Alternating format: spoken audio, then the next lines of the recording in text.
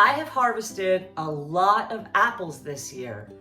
Today I'm going to be juicing them to make cider, and then I'm going to be setting them up to turn into hard apple cider.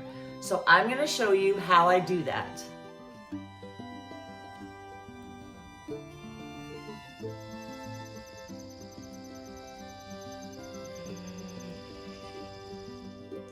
Hey guys, it's Katie Kate on the Homestead. Today I am working on my second batch of hard apple cider. To start, let's go over everything that you're going to need. I purchased all the equipment and the ingredients on Amazon. This is a fruit grinder. You really need this for apples because they are very hard, so it's good to crush them before we try to juice them. You can buy electrical machines that will do the job, but you know I'm always preparing for when the grid goes down, so I purchased this mechanical one with a turn crank that I can manually power. This is a stainless steel fruit press. It has this bottomless container to hold the fruit, as well as a sack, and there's a little spout on this side. This is how I'll be juicing. This is all that you need if you want to make just regular cider, but because I'm making hard cider, we're going to need a few more things. I will be using these large mason jars. I have these wide mouth fermentation lids with their little rubber rings. And I have some airlocks. And here's the science. I'll be using these Camden tablets for sterilization.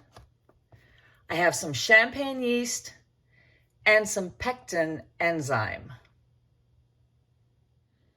Here are the first two jars that I have already made.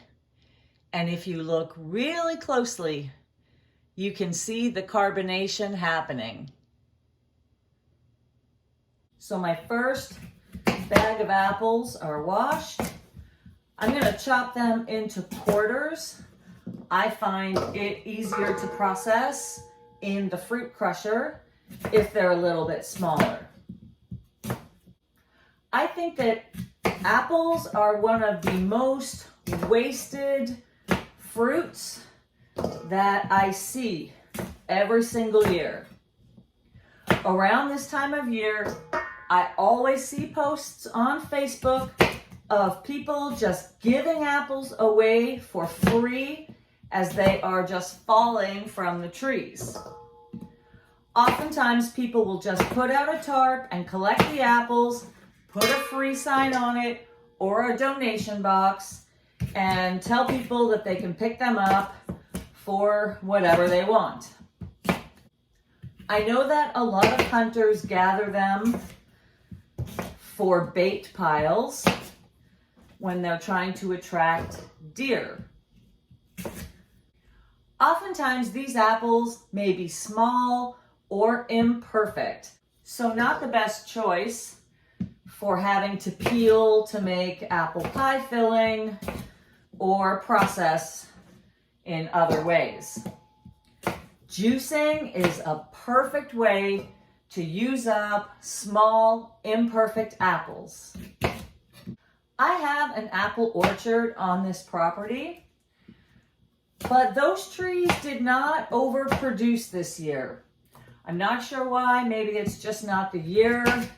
It could be because of pruning that I have done. I also have this huge apple tree out by my animal enclosure, and that is the tree that I gathered all of today's apples from. It's really cute because this tree will drop apples into the enclosure area. And every morning when I open the door for the animals, they run out to see what they can find. When I am gathering, I will also throw any bad apples into their area for them. Okay, so I'm going to load up my fruit crusher. When I bought this, it didn't have the option of a stand, but now this model does have that option. I looked it up on Amazon as I was preparing to make this video. I just have a big pot placed underneath it, and I've got a couple of other big pots put aside for my next batches. So I'm just going to load this up with my chopped up apples.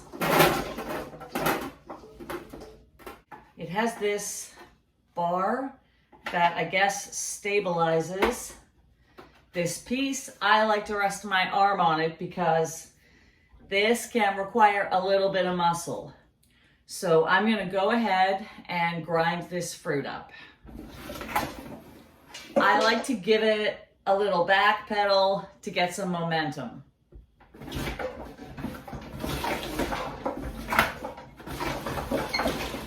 You're gonna want a really sturdy table for doing this. This one is not the best, but it will work.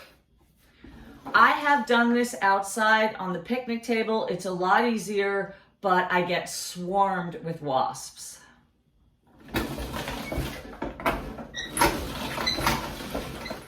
Okay, so this is actually 2 batches done in the fruit crusher. It's a pretty messy job, warning about that. I will have apple everywhere and I'll have to do a cleanup when I'm done. But I'm ready to start juicing. So to load up this stainless steel container, I'm just going to undo this bolt, swing this aside, and load my apples into here.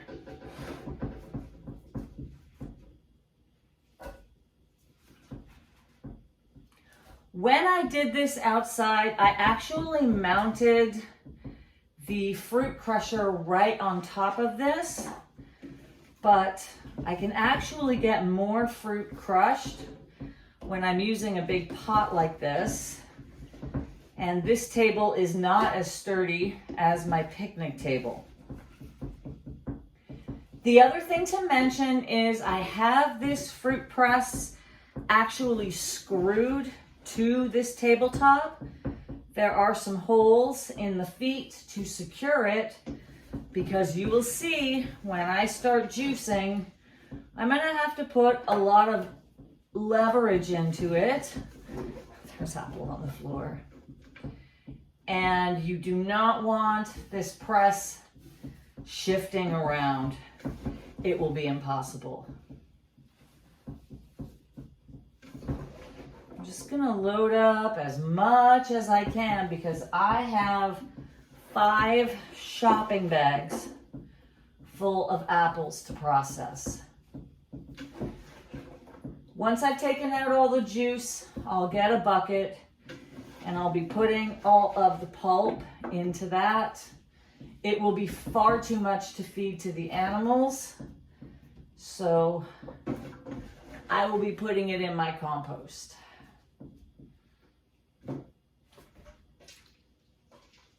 Let the juicing begin. I'm just going to swing this back over. Needs a little lift. I'm going to bolt that down. Line it up with my press.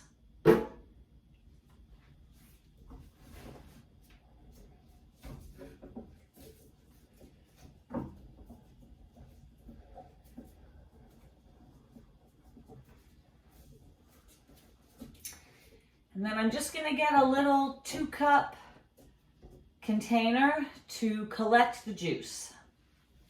And here's where the magic happens.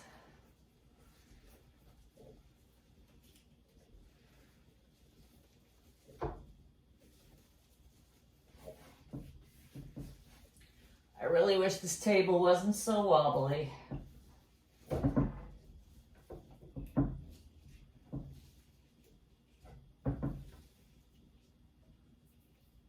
And here we go.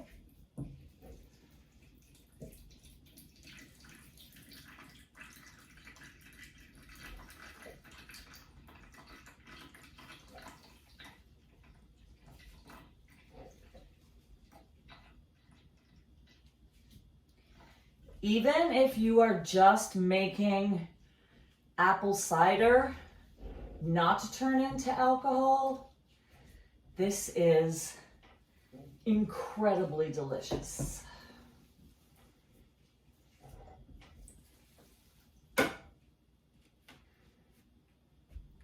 Sometimes I just like to sit and let it rest and juice with the pressure that I have before I keep cranking it. It's going to be getting a lot tougher than this.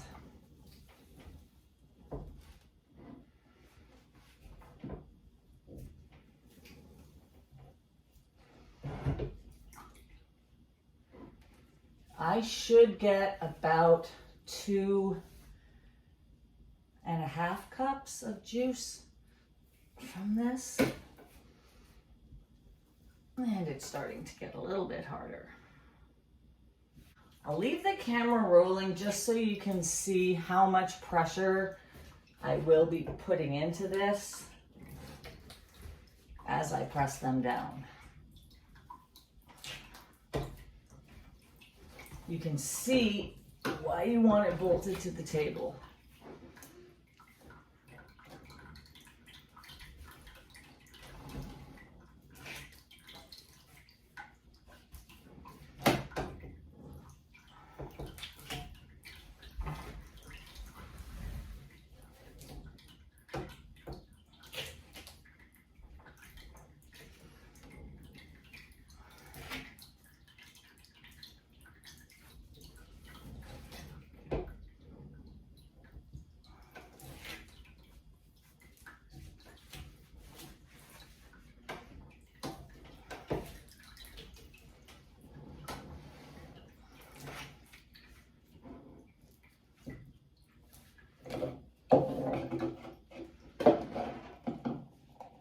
Look at that, delicious.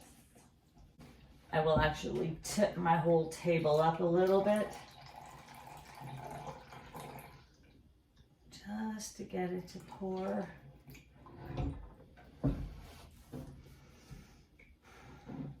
And I think I'll crank it some more.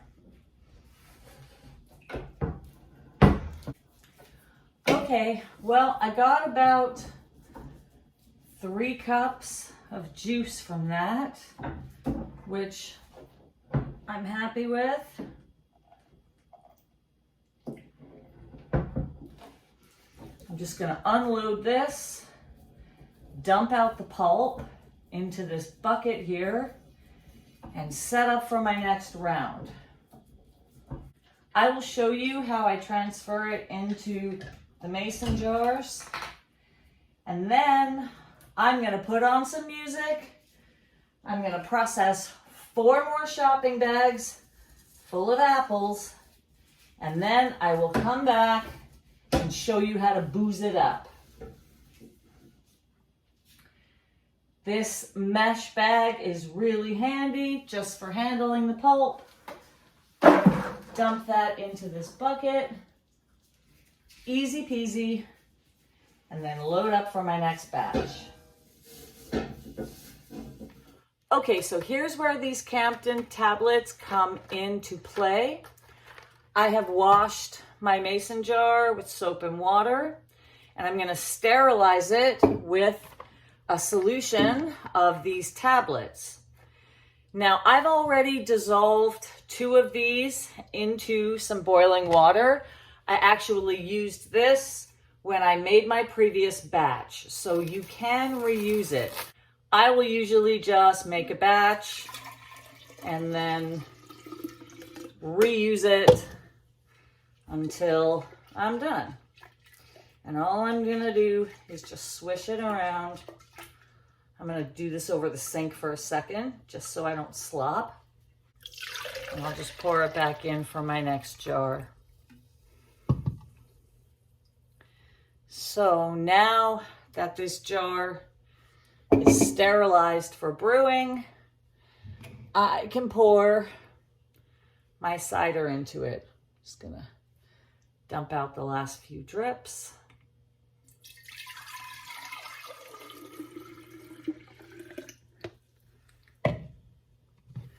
I'm not going to worry about the sediment, which is a part of what makes apple cider different than apple juice. It's less processed and there is more pulp material in it. But when I do my final bottling of this, I will siphon it and most of that sediment will stay in the bottom of the jar. So I've got about half of one of these big jars so far. So I'm going to go ahead, get 4 jars filled, and then I'll be back to show you how we'll booze this up. This video is so long, but honestly, aside from a short break, I have been juicing apples all day. It is amazing. Okay, so now for the part you've all been waiting for. Here is where the hillbilly science comes into this, because honestly, there's really no recipe. From my understanding, this apple cider has enough sugar, yeast, and pectin to turn into hard cider all on its own. But I'm gonna jazz it up a little bit. I'm gonna add a little bit more sugar, a little more yeast. That's going to ramp up the alcohol percentage and add a little bit of extra carbonation. Because there's no recipe, I'm just going to show you how much I'm going to add to each jar. You can really see the color difference from the jars that I made earlier this week on the right to the ones that are fresh pressed today on the left. Jazzy jazz. Here we go. This is the champagne yeast that I opened earlier this week. And I'm just going to add, maybe a quarter of a teaspoon. This is the pectin. I'm just gonna add a pinch of that. And then about a half a teaspoon of extra sugar. And that should do the trick.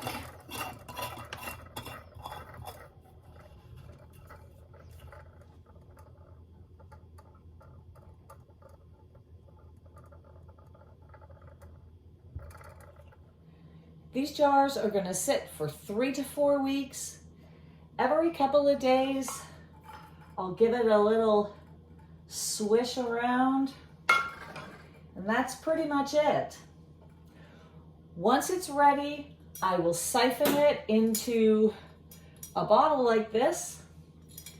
And I have here about 9 liters of hard cider for the winter so far. The process is quite tedious, as is most preserving, and it's time consuming. Cleanup is pretty easy. I'm just going to take this apart, wash these components in soapy water, and wipe down the press itself. As for this fruit crusher, I have it outside. I'm just going to run some water through it and rinse it out. It's very, very simple.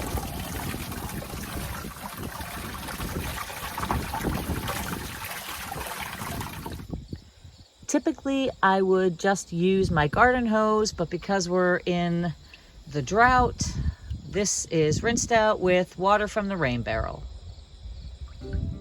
Okay guys, well that's it for today. I am pooped. This is how I make my homemade apple cider and hard apple cider. Let me know if you tried this no recipe and tell me what kind of results you get. Until next time, happy, healthy living. I hope you're all doing well, staying safe, staying kind. I'm Katie Kate on the Homestead, and I'll see you later.